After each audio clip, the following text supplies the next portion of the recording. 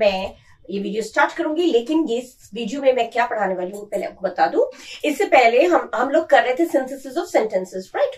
तो synthesis of sentences में हम लोग इस वीडियो में पढ़ेंगे।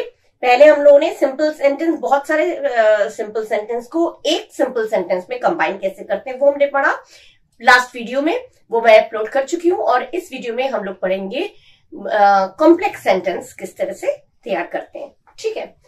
To combine simple sentence into one or more complex sentence, माने वन कॉम्प्लेक्स सेंटेंस, एक या एक से ज्यादा सिंपल सेंटेंस अगर दिए हैं तो उसको हम कॉम्प्लेक्स सेंटेंस में, मतलब कंजंक्शन लगा के किस तरह से ज्वाइन करके एक सेंटेंस में फ्रेम कर सकते हैं।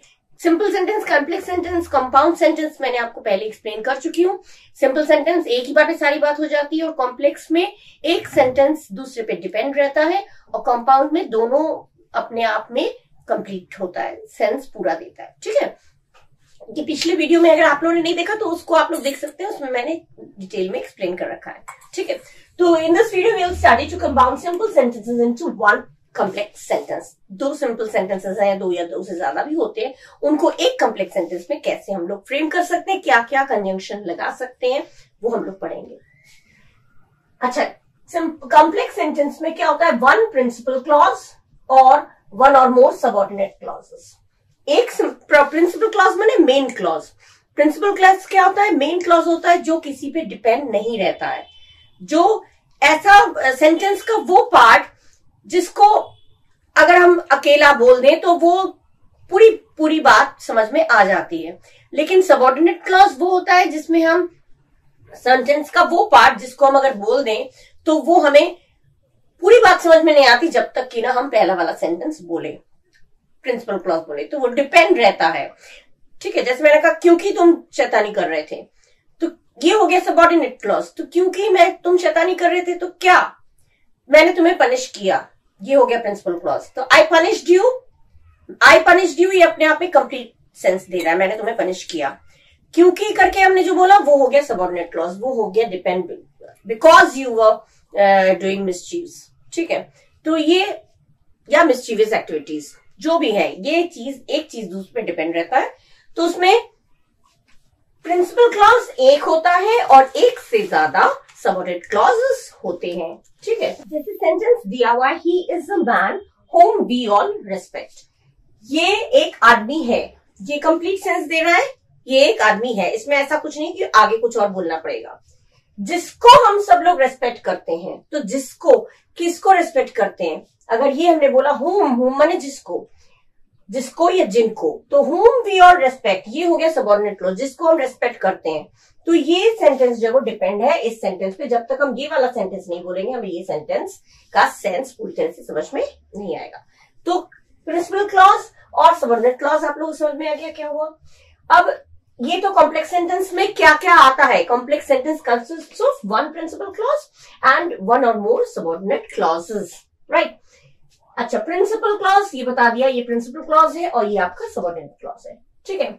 सबऑर्डिनेटिंग कंजंक्शंस, अब जब हम जो दो सेंटेंस को, सिंपल सेंटेंस जो है उनको जोड़ते हैं, जो सबऑर्डिनेट क्लॉजेस को जोड़ते हैं, तो वो कौन से कंजंक्शंस होते हैं जिसे हम सबऑर्डिनेटिंग कंजंक्शंस कहते हैं।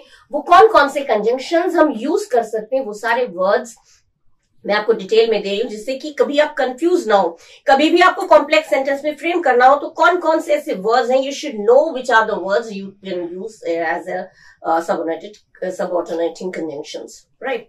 कौन कौन से वर्ड्स हैं, देखिए, दैट माने की, दैट, व्हाट, वेयर, में सब चीज, सबका मीनिंग आपको मालूम होगा। दैट माने की, व्हाट माने जो, बीच में आता है तो व्हाट माने जो, शुरुआत में नहीं, व्हाट जो, वेयर कहाँ, हु जो, बेजान चीज के लिए विच आता है, जो की इंग्लिश, और जानदार लोगों के लिविंग थिंग के लिए हु आता है। तो जो, हुम माने जिसको, हुज माने जिसका, एज चूंकि, एज इफ, बिकॉज, जैसे कि, बिकॉज, सब तो बिकॉज का मीनिंग तो सबको आता है, because, so that, unless, until, lest माने कहीं ऐसा ना हो, लेस्ट में बहुत गड़बड़ाते हैं, लेस्ट माने कहीं ऐसा ना हो, और लेस्ट का यूज जब भी होगा तो उसमें शुड का यूज कंपल्सरी है, शुड होना ही चाहिए। लेस्ट, अनलेस, अनटिल, दोनों में कंफ्यूज मत होइएगा। अनलेस एक नेगेटिव सेंटेंस है, अनटिल अनलेस अनटिल जो टाइमिंग के बारे में बताता है जब तक ना, और अनलेस होता है कोई शर्त की, कोई कंडीशन, जब तक ना, जब तक तुम नहीं सुधरते हो मैं तुम्हें पैसे नहीं दूंगा, तो ये कंडीशन हो गया। और जब तक ना मैं आऊं तुम यहां से जाना नहीं, ये अनटिल हो गया। ठीक है, समय की बात हो, वाइल माने इस दौरान, इन केस माने अगर ऐसा हुआ तो, जैसे ही, एज सून एज, सिंस, इस तरह की जो कंजंक्शंस है, जैसे ही, सिंस, चूंकि, अकॉर्डिंग टू के अनुसार, जहां तक, सो फार एज जहां तक, एज दो जैसे कि, इन स्पाइट ऑफ के बावजूद, in spite of, despite of के बावजूद, इंस्टेड ऑफ के बजाय, माने ये सारी चीजें जो है conjunction, because of, after, before, ये सब लगते हैं। ये सारे कंजंक्शंस जो है वो लगते हैं। एक आध होगा छूटा होगा तो वो आप लोग देख लीजिएगा, वो छूटा नहीं है, ज्यादातर मैंने दे दिया। मेनली जो यूज होते हैं जो कंजंक्शंस वो मैं आपको दे चुकी हूँ। इसके अलावा होते तो बहुत होंगे शायद, लेकिन इसमें जो मेन यूज होता है वही मैं आपको, क्योंकि ढेर सारा यूजलेसली एकदम पढ़ते रहे अननेसेसरी, वो जरूरी नहीं है। जो मेन यूज होते हैं जिन जिनका आप यूज करते हैं मोस्टली मैंने आपको दे दिया। इन सब वर्ड्स का यूज करके, कंजंक्शंस का यूज करके आप एक कॉम्प्लेक्स सेंटेंस बना सकते हैं। ठीक है, we can make complete sentence in following ways. हम लोग किस तरह से एक कंप्लीट सेंटेंस हम लोग किस तरह से बना सकते हैं? 3 तरीके होते हैं, नाउन क्लॉज का यूज करके, एडजेक्टिव क्लॉज का यूज करके और एडवर्ब क्लॉज का यूज करके। ठीक है, कॉम्प्लेक्स सेंटेंस बनाने के लिए by using a noun clause, by using an adjective clause, by using N adverb clause. ये 3 हैं। अब इनको मैं डिटेल में पढ़ाऊंगी। नाउन क्लॉज का यूज करके कैसे बनाएंगे, एडजेक्टिव क्लॉज का यूज करके कैसे बनाएंगे, और एडवर्ब क्लॉज का यूज करके कैसे हम लोग कॉम्प्लेक्स सेंटेंस फ्रेम करेंगे, वो हम लोग नेक्स्ट उसमें पढ़ेंगे। ठीक है, I hope this is clear. Words दिए हैं और ये बता दिया कॉम्प्लेक्स सेंटेंस होता क्या है। ठीक है, ओके, नेक्स्ट पॉइंट हम लोग मूव करते हैं। ओके, सबऑर्डिनेट क्लॉज में हम एज अ नाउन क्लॉज देखेंगे। सबऑर्डिनेट क्लॉज 3 तरीके से हम ज्वाइन कर सकते हैं सबऑर्डिनेट क्लॉज को, एक नाउन क्लॉज के द्वारा, एक एडजेक्टिव क्लॉज के द्वारा, एक एडवर्ब क्लॉज के द्वारा। ठीक है, तो सबसे पहले हम लोग पढ़ेंगे नाउन क्लॉज के द्वारा हम लोग कैसे, by using noun clause how can be join the sentences and make a complex sentence, right? Conjunctions, अच्छा, नाउन क्लॉज जब भी होगा, नाउन क्लॉज, नाउन जो है वो क्या का जवाब देता है हमेशा। नाउन क्लॉज याद रखिएगा, नाउन क्लॉज हमेशा क्या का जवाब देता है। किया तो क्या किया, बोला तो क्या बोला, क्या, व्हाट का जवाब देता है नाउन क्लॉज, ये इसकी पहचान है।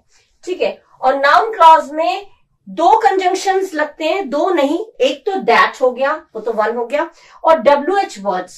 WH वर्ड्स माने WH से जो भी वर्ड आता है, what, when, where, why, which. ठीक है, हाउ नहीं आएगा, WH word, what, when, where, why, which, whoever, इस तरह के जो कंजंक्शंस है जो WH से स्टार्ट होता है, कौन, कहां, कब, इस तरह की चीजें आती हैं, की, क्या, कौन, कब, ये चीजें आती हैं कंजंक्शन के रूप में। नाउन क्लॉज में केवल दैट आएगा या फिर WH वाले जो वर्ड्स हैं, WH वर्ड्स जो मतलब वो, विच, व्हाट, व्हेन, व्हाई, वेयर, ये। ठीक है, तो इसमें नाउन क्लॉज में भी हमारे 5 टाइप्स हैं। जो नाउन क्लॉज में हम लोग जब ज्वाइन करते हैं तो 5 टाइप्स होते हैं। पहला आपका है as a subject to a verb, जो सब्जेक्ट का काम करे, वर्ब का, प्रिंसिपल क्लॉज का जो भी वर्ब है उसका सब्जेक्ट का काम करे। ठीक है, प्रिंसिपल क्लॉज मैंने बताया था जिससे जो पर्टिकुलर सेंटेंस जो का वो हिस्सा, सेंटेंस का वो हिस्सा जिससे पूरी सेंस पूरा निकल जाता है, मतलब निकल जाता है, वो प्रिंसिपल क्लॉज हो गया, और जो डिपेंड रहता है वो सबऑर्डिनेट क्लॉज होता है। इसमें जैसे मैंने एग्जाम्पल दिया, he says something, it is not correct, तो इसको हमने किया, वो कुछ कहता है, समथिंग की यूज नहीं होता। जब भी समथिंग आपका दिया आएगा, याद रखिएगा, ये ज्वाइन करने के लिए जब आता है, समथिंग को not necessary, no, there is no need to use this word something when you are joining the 2 sentences, right? When you're making a complex sentence, don't use this word something. He says something, वो कुछ कह रहा है, it is not correct, वो कुछ कह रहा है वो सही नहीं है। मतलब एक में बोलेंगे तुम कि जो भी वो बोल रहा है वो सही नहीं है। क्या बोल रहा है, क्या सही नहीं है, क्या का जवाब दे रहा है, तो हम इसमें कहेंगे what he says is not correct। तो व्हाट ही सेज ये सबऑर्डिनेट क्लॉज हो गया, और इज नॉट करेक्ट आपका हो गया प्रिंसिपल क्लॉज। ठीक है, और प्रिंसिपल क्लॉज का जो वर्ब है इज, प्रिंसिपल क्लॉज का जो वर्ब है इज है, इज के ये जो प्रिंसिपल क्लॉज का ये जो व्हाट ही सेज ये क्या कर रहा है, सब्जेक्ट का काम कर रहा है, सब्जेक्ट का काम कर रहा है। ये प्रिंसिपल क्लॉज में जो वर्ब है इज, इसका सब्जेक्ट का काम कर रहा है, ये शुरुआत में आया है। तो व्हाट ही सेज ये आपका हो गया एज अ सब्जेक्ट, जोड़ा हमने लेकिन एज अ सब्जेक्ट। सब्जेक्ट कहां आता है, ऑब्जेक्ट कहां आता है, आप लोग को मालूम है। ठीक है, बाद में आएगा तो वो ऑब्जेक्ट में आता है, और शुरुआत में आता है तो सब्जेक्ट में आता है। तो ये शुरुआत में आया what he says is not correct, तो ये आ गया आपका एज अ सब्जेक्ट। ठीक है, जो भी वो कहता है वो सही नहीं है, जो वो कह रहा है या जो वो कहता है सेज, जो वो कहता है वो सही नहीं है। ठीक है, इस तरह से ज्वाइन किया। सेकेंड है as an object to a verb, verb का ऑब्जेक्ट के रूप में, जैसे ही may be honest I can not say, इसमें आई कैन नॉट से आपका प्रिंसिपल क्लॉज है। पूरी बात समझ में आ रहा है, मैं नहीं बता सकता, वो ऑनेस्ट है, हो सकता है। अब यहां पे जब हमने ज्वाइन किया आई कैन नॉट से वेदर ही इज ऑनेस्ट और नॉट, या आई कैन नॉट से इफ ही इज ऑनेस्ट और नॉट। और नॉट का यूज ना भी करें तो भी आपका सेंटेंस करेक्ट होगा। और नॉट का यूज कर भी सकते हैं, नहीं भी कर सकते। अगर आपको लगे कि कंफ्यूजन हो तो और नॉट को ब्रैकेट में कर दीजिएगा। तो आई कैन नॉट से, मैं नहीं बता सकता, क्या नहीं बता सकता, देखिए ये ऑब्जेक्ट का काम कर रहा है। ही इज ऑनेस्ट और नॉट या वेदर ही इज ऑनेस्ट, ये क्या कर रहा है, ये जो ऑब्जेक्ट का काम कर रहा है। बाद में आया ना ये प्रिंसिपल क्लॉज, ये जो है वो ऑब्जेक्ट का काम कर रहा है, तो इसी यही हो गया ऑब्जेक्ट टू अ वर्ब। ठीक है, ये शुरुआत में आया था ये सब्जेक्ट टू अ वर्ब, ये बाद में आया ये ऑब्जेक्ट टू अ वर्ब। ठीक है, as the object to a preposition. अब प्रेपोजिशन जो होता है, प्रेपोजिशन का भी ध्यान रखिएगा, प्रेपोजिशन हमेशा जो भी वर्ब होता है उसके प्रिंसिपल क्लॉज का जो भी वर्ब होगा उसके ठीक बाद ही आएगा। जो भी प्रिंसिपल क्लॉज का वर्ब है, काम है, क्रिया है, उसके ठीक बाद ही यूज होगा, चाहे इन हो, टू हो, जो ऑन हो, जो भी प्रेपोजिशन यूज होगा। जैसे हमने दिया इसमें, you should believe your teacher says, you should believe, तुम्हें विश्वास करना चाहिए, तुम्हारी टीचर कहती हैं। क्या कहती हैं तुम्हारी टीचर, तो वो हो गया सबऑर्डिनेट क्लॉज, और तुम्हें बिलीव करना चाहिए ये हो गया प्रिंसिपल क्लॉज। ठीक है, अब इसको हमने ज्वाइन किया कैसे, हाँ, you should believe your teacher says, तो यू शुड बिलीव इन लगा दिया हमने वर्ब के बाद, you should believe in what your teacher says. ठीक है, इन हो गया आपका प्रेपोजिशन, जो प्रेपोजिशन का यूज करके हमने एज अ प्रेपोजिशन, मतलब प्रेपोजिशन का यूज करके हमने दोनों सेंटेंस को ज्वाइन कर दिया and we make complex sentences. ठीक है, next is as the complement to a verb. Complement to a verb मतलब भी जो कोई भी सेंटेंस जिसको हम एक वर्ड या ग्रुप ऑफ वर्ड्स में जोड़ के एक सेंटेंस बनाते हैं, और उसमें भी, हाँ, उसमें भी जो भी वर्ब है उसके बाद आएगा, जो भी कंजंक्शन होगा, इसमें भी वही नियम है, वर्ब के बाद आएगा। देखिए इसमें प्रिंसिपल क्लॉज का वर्ब क्या है, हमारी उम्मीद थी the clouds would rain, the clouds would rain, that was our hope. तो ये हो गया आपका आवर होप वाज, हमारी उम्मीद थी कि, वाज हो गया आपका वर्ब, लिंकिंग वर्ब है, वाज इज ये लिंकिंग वर्ब है। Our hope was that the clouds would rain, तो ये वॉज जो है आपका वर्ब है, उसके ठीक बाद ही हमने दैट का यूज किया है। तो जब भी the complement of a verb to a verb अगर करेंगे तो जो भी हमारा जो ज्वाइन करेंगे वो हमारे बिल्कुल वर्ब के ठीक बाद आएगा। प्रिंसिपल क्लॉज का जो वर्ब है उसके ठीक बाद आएगा, वही हमने किया। वॉज हमारा वर्ब है और उसके बाद हमारा आ गया, यहाँ पे वॉज हेल्पिंग वर्ब नहीं है, याद रखिएगा, हेल्पिंग वर्ब नहीं है। ये हेल्पिंग वर्ब होता है जब वॉज के साथ वर्ब प्लस आईएनजी कर देते हैं तो वो आता है, लेकिन यहाँ पे वॉज है आपका वर्ब या लिंकिंग वर्ब। तो ये हो गया आपका our hope was that the clouds would rain, ये आपका हो गया complement to a verb. Clear हो गया होगा बिल्कुल। सब्जेक्ट टू अ वर्ब क्यों हुआ, ऑब्जेक्ट टू अ वर्ब क्यों हुआ, प्रेपोजिशन का क्या मीनिंग हुआ, किस तरह से हम ज्वाइन करते हैं प्रेपोजिशन के द्वारा, कैसे कैसे हम ज्वाइन कर सकते हैं वो आपको दिखा रही हूँ। ठीक है, ये और एक और आपका रह गया एपोजिशन वाला, वो भी मैं बता दूंगी। नाउन क्लॉज किस किस तरह से बना सकते हैं, ऐसे 5 पॉइंट्स हैं जिसमें 4 मैंने एक्सप्लेन कर दिया है, 5th वन अभी करूंगी नेक्स्ट। ओके, अच्छा अब हमारा 5th वाला है conjunctions in a noun clause का fifth point, in apposition to a noun और प्रोनाउन। एपोजिशन का मतलब होता है पास पास, ठीक है। जो भी है नाउन, जो भी आप कंजंक्शन लगाएंगे वो नाउन या जो भी प्रोनाउन यूज है उसके ठीक पास होगा, ठीक है। जैसे she was expelled from the college, उसे कॉलेज से निकाल दिया गया। The reason was also explain to her, और उस कारण भी उसको एक्सप्लेन कर दिया गया था, क्यों निकाला गया उसकी वजह भी उसको बता दी गई थी, ठीक है। अब कॉम्प्लेक्स जब बनाएंगे, the reason why she was expelled from the college, ये रीजन, द रीजन वाई के साथ हमारा शी एकदम तुरंत आ गया, ठीक है। जो भी सब्जेक्ट है वो पास रहेगा। द रीजन वाई, शी आ गया पास में, बाकी पूरा सेंटेंस फिर हम कर देंगे। The reason why she was expelled from the college was explain to her, इस तरह से बनेगा, ठीक है। कि इसमें जो का याद नहीं आएगा, क्यों आया उसको रीजन भी बता दिया गया था, क्यों उसे बाहर निकाला गया, तो यह क्यों के हिसाब से हमारा वाई ऐड हो गया, ठीक है। ये हो गया एपोजिशन टू अ नाउन या प्रोनाउन। ये जो नाउन या प्रोनाउन जो भी यहाँ पे होगा उसके ठीक पास ही होगा आपका कंजंक्शन, ठीक है। अच्छा, सेकंड, अब नाउन क्लॉज तो हो गया खत्म। एडजेक्टिव क्लॉज के रूप में एडजेक्टिव क्लॉज तीन बताए थे मैंने, noun clause, adjective clause, adverb clause. तो नाउन क्लॉज यहाँ पे हमारा कंप्लीट हो गया, नाउन क्लॉज, ठीक है, फिनिश हो गया। बी पॉइंट, सेकंड पॉइंट हमारा है एडजेक्टिव क्लॉज। और एडजेक्टिव क्लॉज में कंजंक्शंस क्या क्या लगते हैं? Who, whose, whom, where, which, when, why, how, etcetera, main यही चीज लगते हैं, ठीक है। अच्छा, इसमें एडजेक्टिव क्लॉज का एक नियम याद रखिएगा, conjunction is used just after the noun या प्रोनाउन। जो भी नाउन या प्रोनाउन यूज कर रहे हैं उसके ठीक बाद ही जो भी कंजंक्शन आप ऐड कर रहे हैं, बीच में जो भी कंजंक्शन आप ऐड करके दोनों सेंटेंस को ज्वाइन करने के लिए जो भी कंजंक्शन आप यूज कर रहे हैं वो किसके बाद होना चाहिए? जस्ट आफ्टर द नाउन, ठीक। जो भी नाउन या प्रोनाउन यूज है उसके ठीक बाद होना चाहिए। अगर इधर उधर हो गया तो आपका सेंटेंस रॉन्ग हो जाएगा, ठीक है। जैसे मैंने सेंटेंस दिया, a boy came to me yesterday, he was very clever. यहाँ पे नाउन क्या है?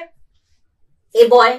तो ए बॉय अगर नाउन है तो ए बॉय के बाद ही तुरंत आपका जो कंजंक्शन है वो ऐड होना चाहिए, ठीक है। अब ए बॉय जानदार लोगों, लिविंग थिंग के लिए जो आया था, एक लड़का आया था मेरे पास कल, वो बहुत चालाक था। तो वो लड़का जो कल आया था, तो जो की इंग्लिश हो गई हु। लिविंग थिंग जानदार लोगों के लिए हु, और बेजान चीज के लिए विच आता है, ठीक है। तो द अ बॉय हु, यहाँ पे द आना चाहिए। अ बॉय केम टू मी, या अ बॉय एक लड़का आया था। ए बॉय आ सकता है, एक लड़का कल आया था वो बहुत चालाक था। जब अननोन रहता है तो ए यूज कर सकते हैं।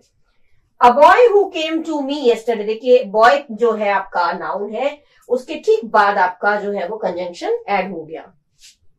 अगर आप ये करते a boy came to me yesterday who was very clever, आप यूं यहाँ पे जोड़ देते तो गलत हो जाता, सेंटेंस रॉन्ग हो जाता, क्योंकि हमारा नियम बताता है कि जो भी नाउन या प्रोनाउन है उसके जस्ट बाद ही एडजेक्टिव क्लॉज जो भी आप जोड़ रहे हैं वो होना चाहिए, ठीक है। ये हो गया एडजेक्टिव क्लॉज। अच्छा, अब हमारा रह गया एडवर्ब क्लॉज, लास्ट हमारा रह गया। नाउन क्लॉज तो बड़ा था, उसमें 5 पॉइंट्स थे। एडजेक्टिव क्लॉज में यही चीज है, जो भी यही नियम है। जैसे this is my house, I was born here, this is the house where I was born, मतलब यहाँ पे वाई, विच, वेयर, हाउ, इस तरह से जो वर्ड्स है वो यूज होते हैं, और जो भी कंजंक्शन होगा वो नाउन के बाद होगा, नाउन या प्रोनाउन के जस्ट बाद होगा, ठीक है। ये हो गया आपका एडजेक्टिव क्लॉज, ये शॉर्ट है। अब एडवर्ब क्लॉज, वो भी बहुत शॉर्ट है, वो मैं खत्म कर दूंगी तो आपका कॉम्प्लेक्स सेंटेंस फिनिश हो जाएगा, ठीक है। Third one is as an adverb clause. Noun clause पढ़ चुके हैं, एडजेक्टिव क्लॉज पढ़ चुके हैं, और थर्ड हमारा है एडवर्ब क्लॉज, ठीक है। एडवर्ब क्लॉज में हमारा कंजंक्शन वर्ड्स जो है, जो कंजंक्शन हम लोग लगाते हैं वो क्या क्या होना चाहिए, ठीक है। If, when, where, because, before, after, as soon as, then, till, until, since, unless, as if, so that, lest, in case, when, while, so far as, etc. ये सारी चीजें लगती हैं एडवर्ब क्लॉज में जब हम लोग कॉम्प्लेक्स सेंटेंस फॉर्म करते हैं, ठीक है। और एक चीज एडवर्ब क्लॉज में हार्डली और स्केर्सली जहां भी यूज होगा वहां पे कंजंक्शन व्हेन ही यूज होगा, और कोई कंजंक्शन यूज नहीं हो सकता, ठीक है। अच्छा, एडवर्ब जैसे नाउन क्लॉज में हमारा था जो नाउन का काम करता है, एडजेक्टिव क्लॉज जो एडजेक्टिव का काम करता है, और एडवर्ब क्लॉज जो एडवर्ब का काम करता है, ठीक है। लेकिन एडवर्ब क्लॉज थोड़ा सा नाउन क्लॉज की तरह थोड़ा सा बड़ा है, जिसमें टाइम प्लेस अलग अलग होता है। देखिए मैंने लिख दिया है। एडवर्ब क्लॉज का यूज कहाँ कहाँ होता है, जहां पे टाइम, कौन सा टाइम। एडवर्ब माने क्या होता है, वर्ब माने काम, एडवर्ब माने काम करने का तरीका, किस तरह से हुआ, काम करने का तरीका, काम करने का समय, काम करने की जगह अलग अलग होता है ना एडवर्ब। उस अकॉर्डिंग आपका एडवर्ब क्लॉज यूज होता है टाइम के अकॉर्डिंग, प्लेस के अकॉर्डिंग, पर्पस के अकॉर्डिंग, रीजन के अकॉर्डिंग, कंडीशन माने शर्त के अकॉर्डिंग। सबका मीनिंग बताती जा रही है कि जैसे ये इफ माने अगर, व्हेन माने जब, वेयर माने जहां, बिकॉज माने क्योंकि, बिफोर माने पहले, आफ्टर माने बाद में, एज सून एज माने जैसे ही, देन तुलना करने के लिए करते हैं, से क्या यूज होता है, अनटिल तब तक, जब तक, तब तक, इस तरह से जो टाइमिंग रहता है।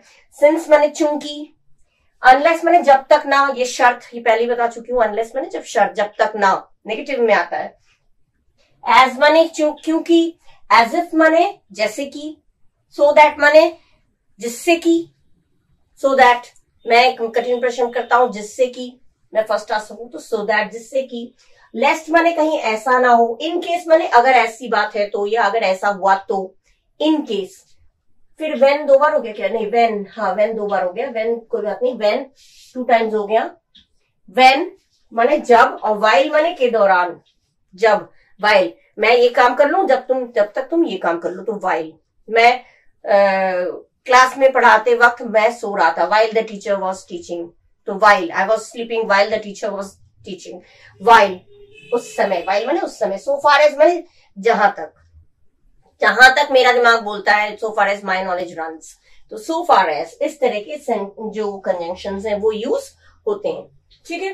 हार्डली और स्केर्सली जहां भी दिया होगा वहां पे वेन का यूज होता है, ये क्लियर हो गया। कंजंक्शन वेन ही यूज होगा अगर ये दोनों वर्ड्स आपका सिंपल सेंटेंस में है तो, ठीक है। अच्छा, एडवर्ब क्लॉज का यूज कैसे कैसे होता है ये बता दिया। टाइम माने समय, प्लेस जगह, पर्पस माने उद्देश्य, रीजन माने कारण, कंडीशन माने शर्त, रिजल्ट माने परिणाम, कंपैरिजन माने हो गया तुलना, ठीक है। कॉन्ट्रास्ट माने अपोजिट, विरोधी सिचुएशंस होते हैं, अपोजिट, जैसे गरीब है फिर भी ईमानदार है, अपोजिट आ जाता है, वो हो गया अपोजिट, कॉन्ट्रास्ट। और मैनर माने तो हो गया तरीका, किस तरह से, ठीक है।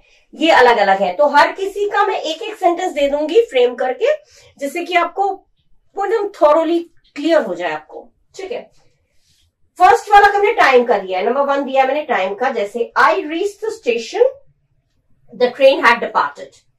मैं स्टेशन पहुंचा, ट्रेन छूट गया या छूट चुका, मतलब मैं स्टेशन पहुंचा उसके बाद ट्रेन छूटा, तो I reach the station after the train had departed. ये आफ्टर हो गया आपका कंजंक्शन, ठीक है। आफ्टर किस तरह से आया देखा ना, आफ्टर, ये हो गया टाइम। अब एक एक करके सबका मैं सेंटेंस दे रही हूं, ठीक है, ओके। एडवर्ब क्लॉज में टाइम हमने देख लिया, अब हम पढ़ेंगे प्लेस। प्लेस के अकॉर्डिंग किस तरह से, कौन कौन से कंजंक्शन वर्ड्स जो यूज होते हैं, कंजंक्शंस क्या क्या यूज होते हैं प्लेस के लिए, where, wherever, whence, whither, etcetera. Whence और वेन एक ही मीनिंग सेंस रखता है, विदर माने भी जहां कहीं भी, वेरेवर माने जहां कहीं भी, मीनिंग एक ही है, जहां कहीं भी, जहां, इस तरह का सेंस आता है। तो ये सारे प्लेस की जब बात होगी एडवर्ब क्लॉज में, प्लेस की पता चलेगा, तो प्लेस के हिसाब से आपका ये वर्ड्स यूज होगा, ठीक है, एज अ कंजंक्शन। जैसे मैंने एग्जाम्पल दिया, Guru Nanak went to many places, he was welcomed everywhere. अब ये जगह की तो बात हो रही है, गुरु नानक कई जगह पे गए और हर जगह पर उनका स्वागत हुआ, ठीक है, वेलकम किया गया, स्वागत किया गया, तो ये जगह की बात हो रही है। तो हम यहाँ पे Guru Nanak was welcomed, complex में हम बनाएंगे Guru Nanak was welcomed wherever he went. Guru Nanak welcome किए गए जहां कहीं भी वो गए, ठीक है। Third one is purpose. Purpose माने उद्देश्य, ठीक है, हमारा पर्पस क्या है, उद्देश्य क्या है। उद्देश्य में जब भी उद्देश्य की बात होगी तो हमारा दो चीजें होती हैं, दैट और लेस्ट। लेस्ट के साथ हमेशा शुड का यूज होता है, पहले ही बता चुकी हूँ। लेस्ट का मतलब होता है कहीं ऐसा ना हो, ठीक है। Study carefully otherwise you will fail, सही से पढ़ो नहीं तो तुम फेल हो जाओगे।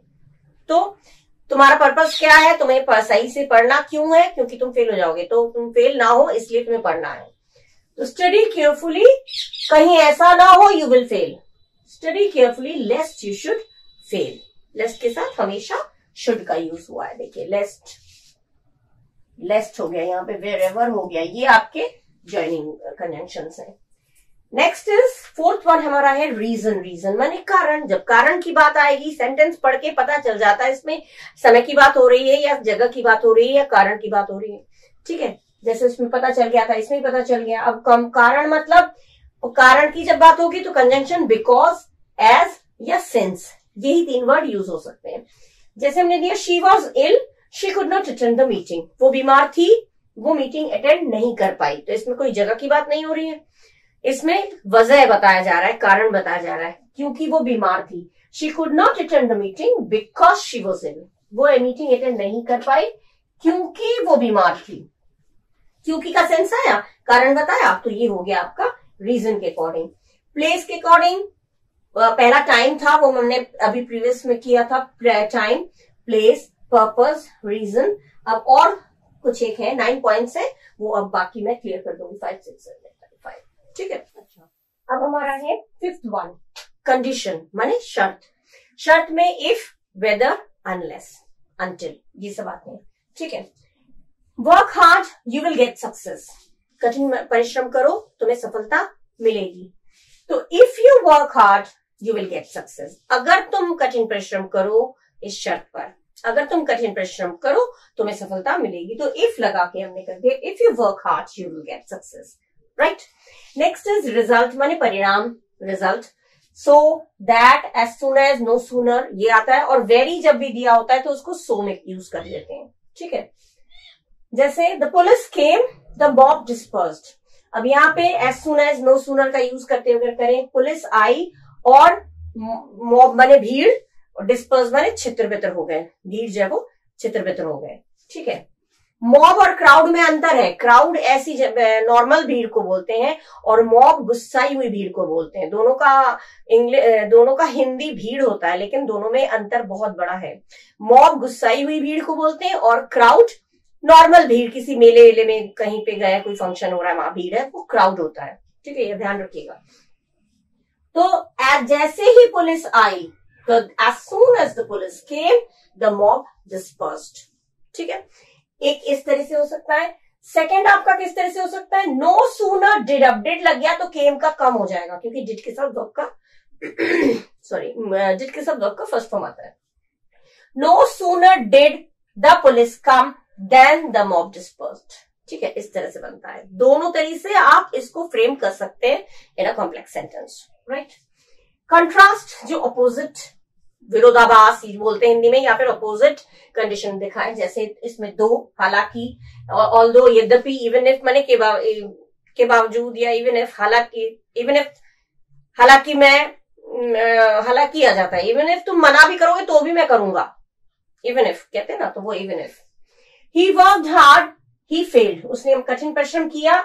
ये देखिए दोनों अपोजिट है। वर्क हार्ड किया तो वो तो पास होना चाहिए, लेकिन वर्क हार्ड किया, कठिन मेहनत किया, लेकिन वो फेल हो गया। तो दोनों अपोजिट चीजें हो गई। तो ऐसे अपोजिट चीजों में हम दो, ऑल्दो, इवन इफ लगा सकते हैं। दो he worked hard, he failed, even if he worked hard, he failed, दोनों आ सकता है। या फिर अगर ऑल्दो लगेंगे तो ऑल्दो के साथ येट का यूज होना जरूरी है। जब ऑल्दो यूज होगा तो याद रखिएगा,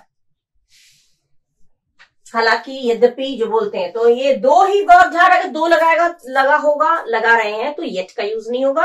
अगर ऑल्दो लगा रहे हैं तो ऑल्दो के साथ येट का यूज जरूरी है। ठीक है, दो तरह से बन सकता है, इवन इफ से भी बन सकता है, 3 तरीके से बन सकता है। ये हो गया आपका कॉन्ट्रास्ट। 7 हो गए, 2 तरीके के और रह गए, वो मैं आपको बता दूं, फिर हमारा कॉम्प्लेक्स सेंटेंस कंप्लीट हो जाएगा। ठीक है, अब हमारा 8th वाला है कंपैरिजन। 7 तक हो गया था। 8th है कंपैरिजन। कंपैरिजन का मतलब ये है तुलना। तुलना करने के लिए क्या यूज हो सकता है, देन, डिग्री, ये डिग्री के बेस पर है कंपैरिजन। जब हम लोग करते हैं डिग्री ऑफ कंपैरिजन, मेरा एक अलग से सेपरेट वीडियो है डिग्री ऑफ कंपैरिजन में, वो पूरा वॉच करिएगा आप लोग उस वीडियो को, तो आपको पूरा डिग्री ऑफ कंपैरिजन समझ में आ जाएगा, किस तरह से कंपेयर किया जाता है। देन लगता है सो एज या एज मतलब सो वाइज एज या एज वाइज एज, इस तरह का आता है। सो आता है नेगेटिव के लिए, एज और एज आता है पॉजिटिव चीज के लिए, और देन माने से तुलना करने के लिए, दो लोगों के बीच तुलना होती है तो देन, ठीक है। कंपैरेटिव डिग्री में देन और सो और एज और एज ये होता है पॉजिटिव डिग्री में, ठीक है। एग्जाम्पल दिया है, Rita is wise, Gita is equally wise. Rita बुद्धिमान है, गीता भी उतनी ही बुद्धिमान है, बराबर बुद्धिमान है। तो Rita is as wise as Gita. As दिया और एडजेक्टिव दिया, उसके बाद एज दिया, फिर गीता। रीता उतनी ही बुद्धिमान है जितनी गीता, ठीक है। अच्छा, लास्ट वाला हमारा है मैनर। मैनर माने तरीका, जैसे एज इफ, एज दो, ऐसे जैसे कि, ऐसे जैसे कि, वो ऐसे रहता है जैसे कि वही सब कुछ है, वो ऐसे ऑर्डर मारता है जैसे कि वही हमारा बॉस है, ठीक है। तो एज इफ ये होता है, ये तरीका, किस तरीके से, तुम तो ऐसे बात करो जैसे तुम ही इसके मालिक हो। एज इफ ये तरीका हो गया, ठीक है। जैसे हमारा सेंटेंस है, he lived a luxurious life, he seemed to be a king. वो बहुत ही लग्जरियस लाइफ, बहुत ही आरामदायक जीवन बिताया और वो देख के लगता था कि वो राजा हो या राजा है। तो जब हम लोग इमेजिन करते हैं तो वॉज नहीं आता, फिर वर आता है, जिसके साथ जहां पे वॉज का प्लेस होता है वहां पे वर का यूज होता है। आई के साथ, थर्ड पर्सन सिंगुलर नंबर के साथ वॉज का यूज होता है, लेकिन वहां पे हम वर कर देंगे, ठीक है। जैसे यहाँ पे किया है, he lived a luxurious life, ये पूरा आ गया। एज इफ जैसे कि, वो ऐसे की जैसे कि वो राजा हो, एज वाइज एज, देखिए वो लग्जरियस लाइफ जीता था जैसे कि वो राजा हो, ऐसे कि जैसे वो राजा हो, ठीक है। ये हो गया तुलना, ये हो गया मैनर, किस तरीके से रहता था, राजा की तरह, ये मैनर हो गया। ये आपका हो गया कंपेयर करना, दोनों का कंपेयर किया, दोनों ही बराबर वाइज हैं, बुद्धिमान है। इस तरह से आपके हो गए कॉम्प्लेक्स सेंटेंस यहाँ पे कंप्लीट। और इसके बाद नेक्स्ट वीडियो में हम लोग कंटिन्यू करेंगे कंपाउंड सेंटेंस में कन्वर्ट करना किस तरह से होता है। सिंपल सेंटेंस का मैं अलग वीडियो में अपलोड कर चुकी हूँ, और ये है सिंपल सेंटेंस को कॉम्प्लेक्स में चेंज करना, ये इस वीडियो में मैंने कंप्लीट किया।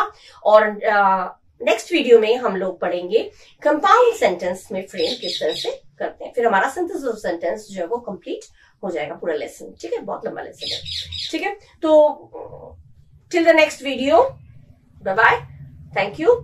आप लोग को अच्छा लगा तो प्लीज कुछ कमेंट किया करिए, कुछ लाइक किया करिए, शेयर किया करिए, जिससे मुझे लगे तो कि आप लोगों को अच्छा लगा, आप लोगों ने पढ़ा। अगर कुछ कमी लग रही तो वो भी बताइए कि आप में ये चीज छूट गया पढ़ाना, कोई टॉपिक छूट गया हो तो हो सकता है मेरे माइंड से निकल गया हो, हालांकि मैंने सब बताया है, लेकिन फिर भी कुछ हो तो आप लोग उसको मेंशन किया करिए, ठीक है। और खूब पढ़िए, ठीक है। Bye bye, thank you.